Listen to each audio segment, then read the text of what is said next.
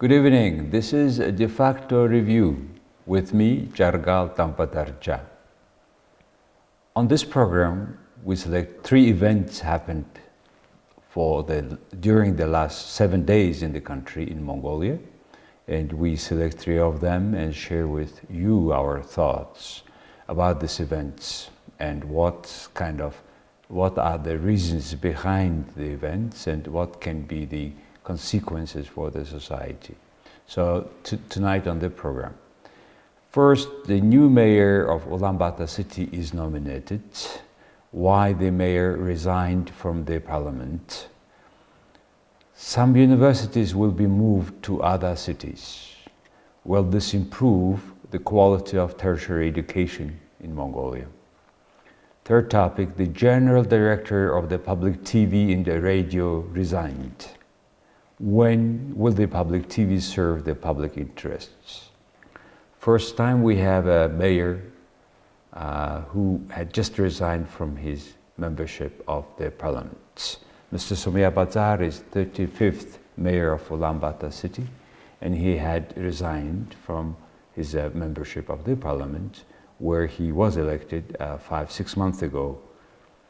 Mr. Ulaanbaatar was his candidate was supported by management board of the People's Party, and his candidate as mayor was supported by 71% of the People's Representative Jargal of Ulaanbaatar city, where out of 45 seats, 34 now belongs to this party. That's why they nominate their mayor. Though Mr. Ulaanbaatar was saying a month before the election that he is not going to be the mayor. But now he says that no, he decided to be a mayor because he wants to be more close to the citizens. That was his remark. Mr. Batpaisarlang is now also from this same party, is a head of the People's Representative Jargal of Ulaanbaatar city. He was serving as a deputy mayor for the previous mayor. He was responsible for the green development and air pollution issues. And he was also acting mayor after the mayor Amar Sahan was elected to the parliament 5 months ago. So why Mr. Ulaanbaatar had resigned? First of all, I think it's very legitimate for him, as he was the head of the party committee, People's Party Committee for Ulaanbaatar city, and he was successfully leading his team to win the majority seats in the People's Jargal in Ulaanbaatar city. But however, this is not the main reason. The main reason is it's kind of agreement, kind of muting the disputes among the ruling party. Why? Because 8 months from now, there will be election of the Mongolian president. First time the Mongolian president will be serving for once and for 6 years. It's very important election for the ruling party as well.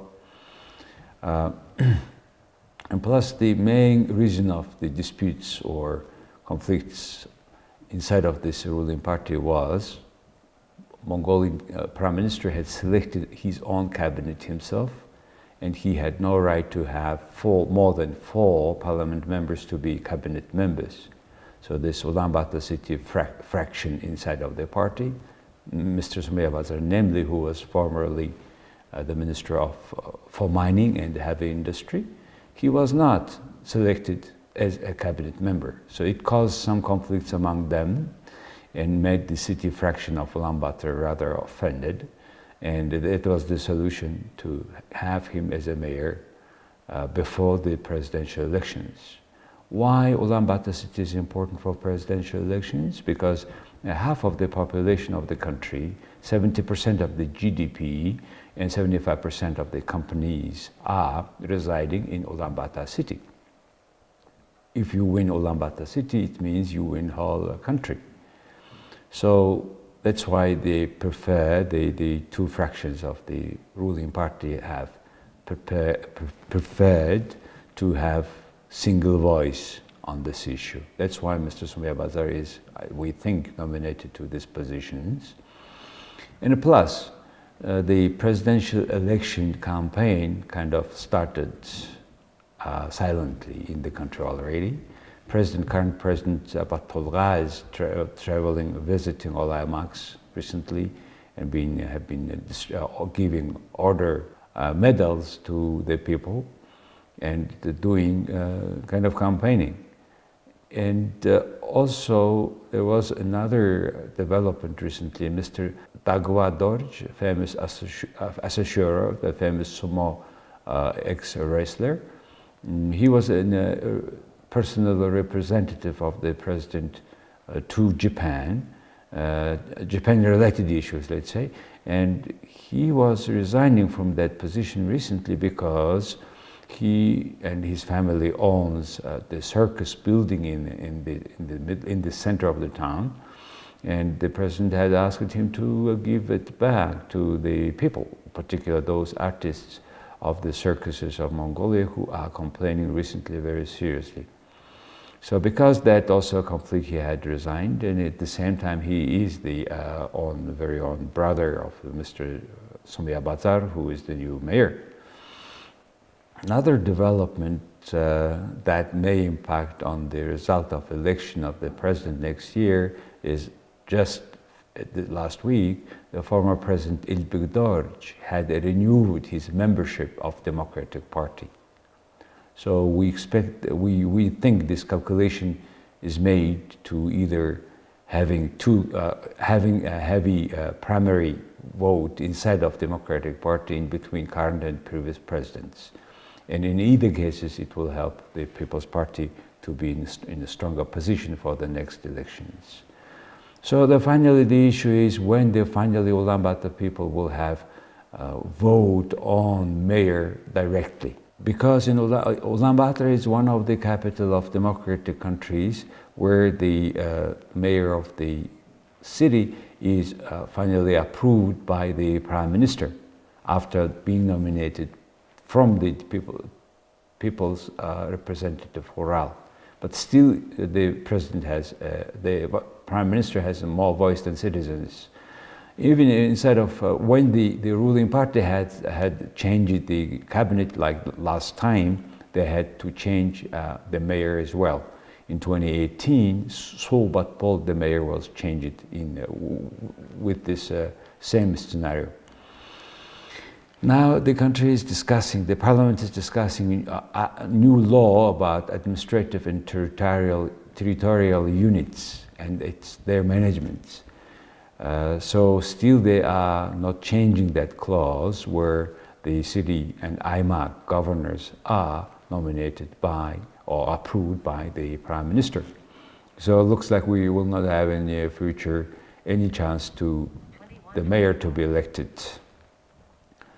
Though the reason is very simply explained, because it's unitary nations, large cities, governors, IMAC's governors to be under the same ruling party.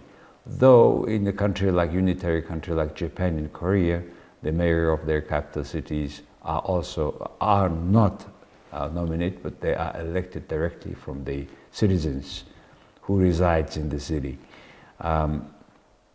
That's why even the cabinet is changed in those countries, the city mayor is not changed. And on the other hand, if city mayor is voted directly, then the voters can recall him back as well. So he has a direct responsibility for his voters. And I think that this will be good for the city itself. And plus the mayor of Ulaanbaatar city should have certain financial freedom and authority, which is not the case, because in Mongolia, all taxes are collected by governors, the territorial units, and then it is redistributed back. Unfortunately, that does not give very fair distribution of revenues. The Ulaanbaatar city governor has not he has not opportunity to issue bonds for development of local needs. So that's why we need the reform of the city mayorship of Mongolia. But it is not clear when it comes. So that's our first topic today. Some universities will be moved to other cities, to rural areas, to some IMAX center. So it's a matter of quality of tertiary education in Mongolia. Why? These decisions of moving to some universities outside of Ulaanbaatar are not new. It's almost the third decisions. According to the Deputy Minister for Education and Science, Mr. Ulaanbaatar, who made a statement last week, the technical university will be moved to Erdenet. Hovd and Dornot, they will move educational and medical universities, and Dorn, Gobi, IMAC and other IMACs, some mining universities and institutions will be moved, and the related feasibility study will be finished next year, according to him. And there are total 94 universities or tertiary education institutions in Mongolia for last academic year 2018 and 19, which obviously is a lot for only 3 million population of the country, and 86 of them located in Ulaanbaatar, just in this one city.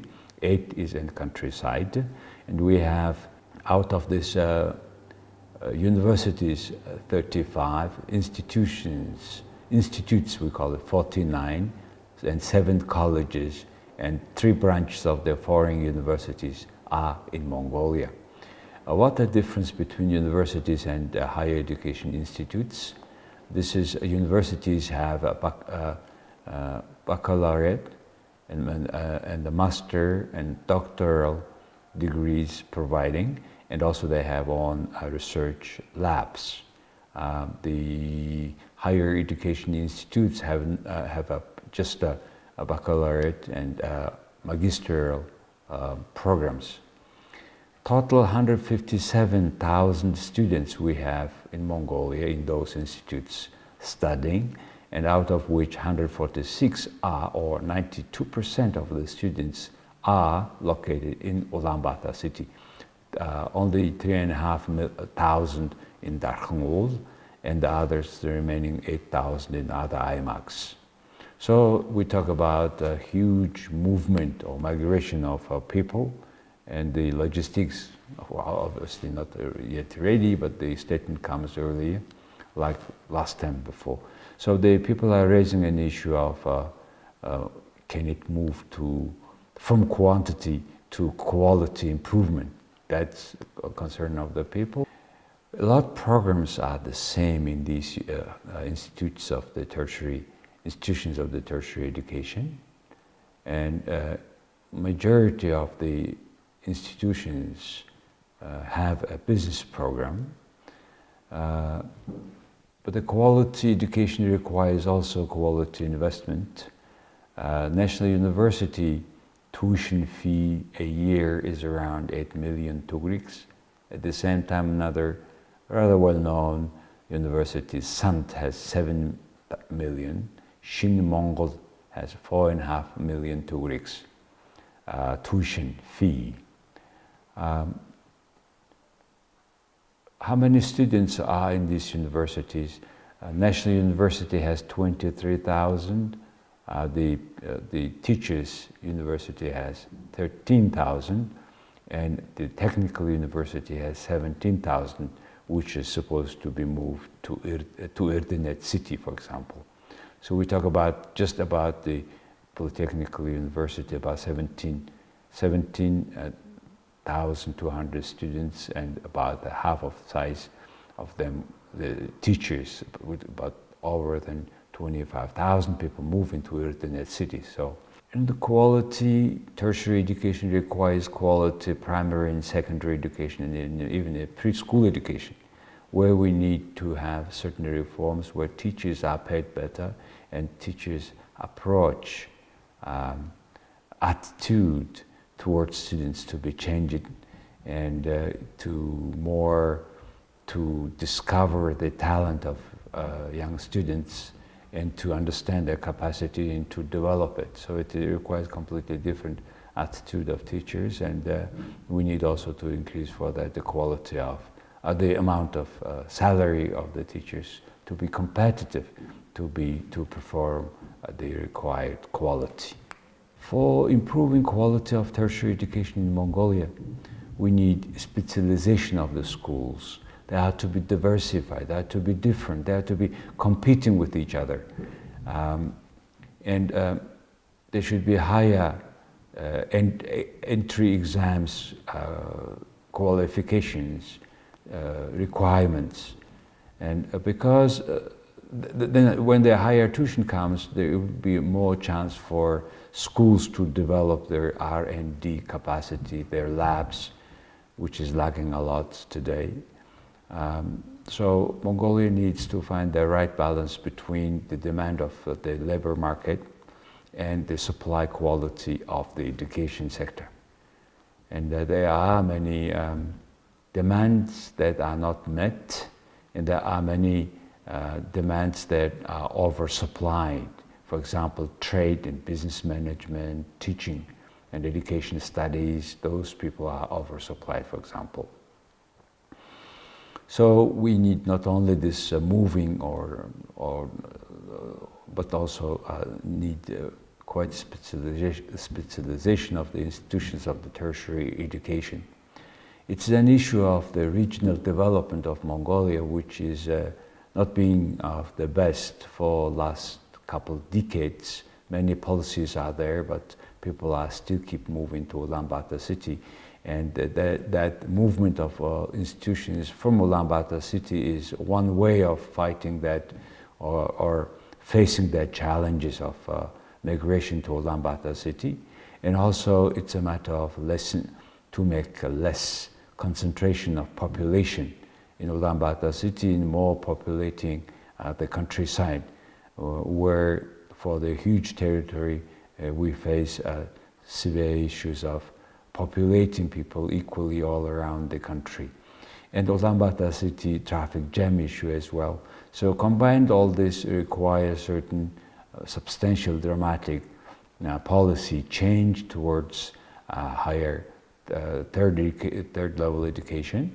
And whether this decision will be implemented or not, it's not clear. So far it has a big resistance from students and teachers living in Ulaanbaatar city. In case of they move to other cities, it is not clear how many teachers will go to move from Ulaanbaatar city. So that's the second issue. I talked about the decision of the ministry to move some universities to countryside. Our third topic tonight is about the resignment of the General Director of the Public TV, Mrs.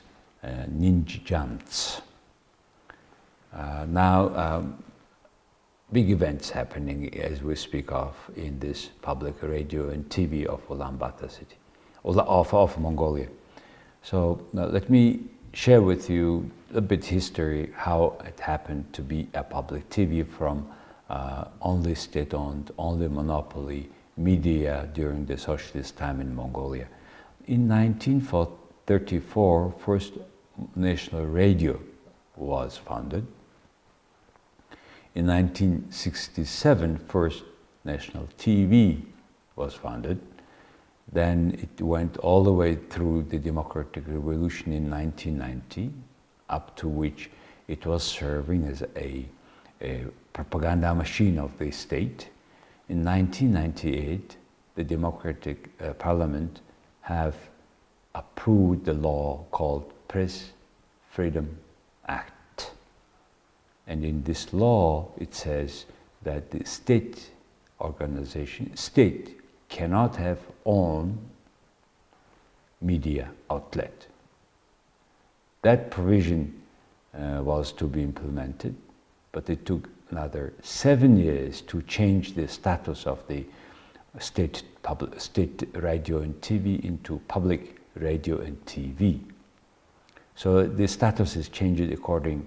Also, there is a law, Public Radio and TV Act, also approved in 2005, and they changed the status of that organization.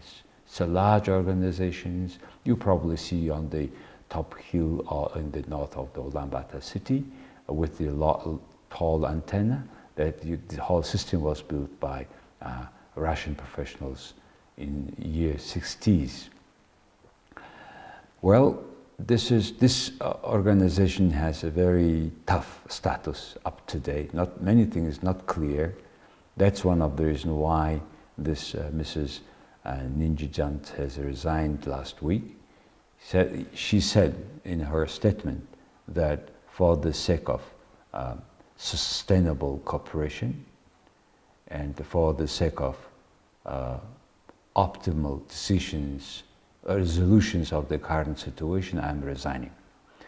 She's resigning also because after, according to the law, she was selected in January 2017 out of several candidates, and recently she was reappointed in January of this year, and she was reappointed to 2023, and then suddenly resigned. And the same thing had happened with her predecessor, Mrs. Ulaanbaatar, who worked for only 2 years there. And almost the same thing happened with the general director before Mrs. Ulaanbaatar, who was Mr. Ulaanbaatar. So what's exactly happening behind it? Because there's certain interesting dynamics happening. We can make certain conclusion on that. According to this Public Radio TV Law Act, we call it law, but according to this law, this public TV should serve Mongolian people, it says.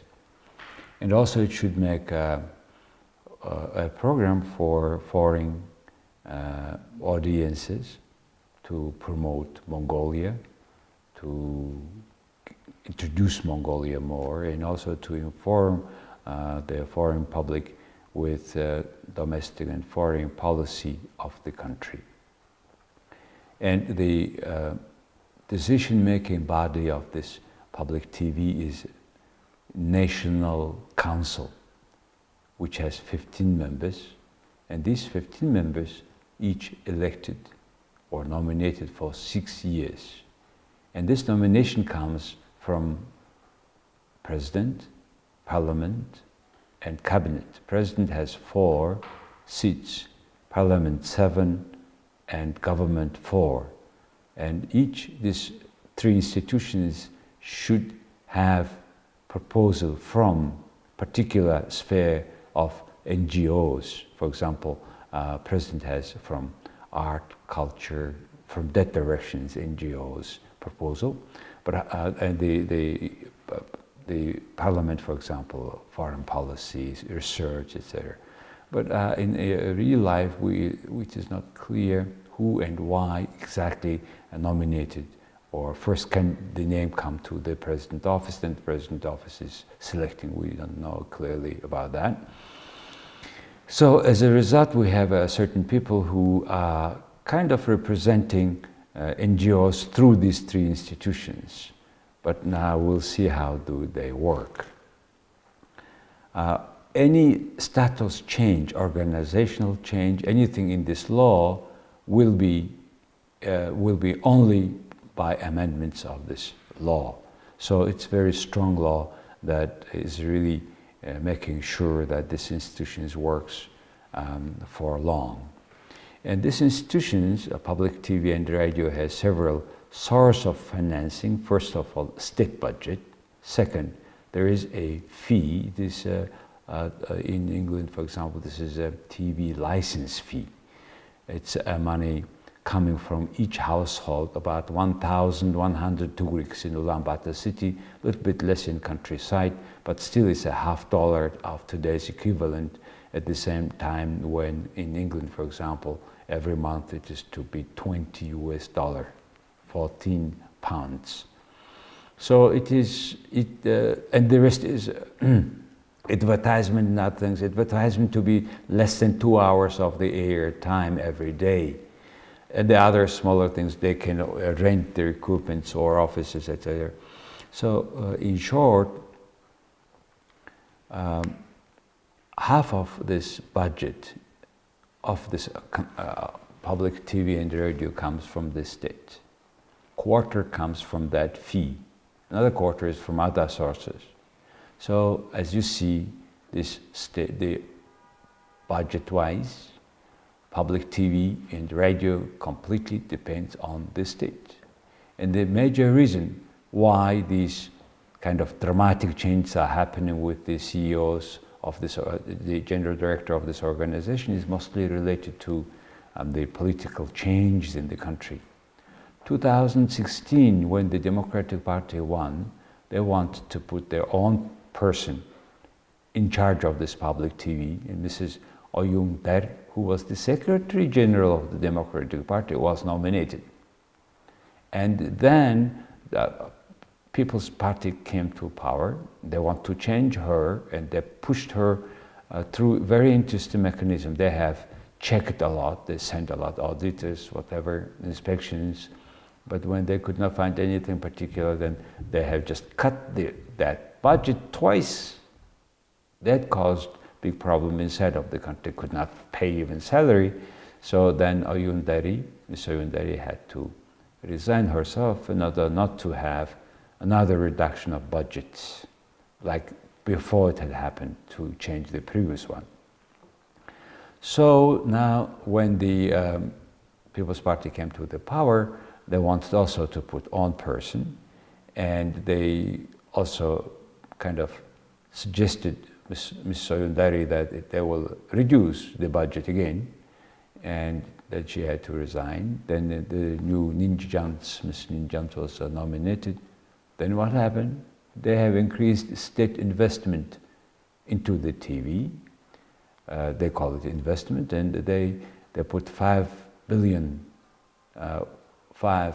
trillion 2 weeks in 2017, and almost 4 trillion 2 weeks in 2018, which never happened before. With this money, Ms. Ninjans had the chance to completely renovate this equipment of this public TV, and the things were well. And then this year, suddenly they have cut their budget twice.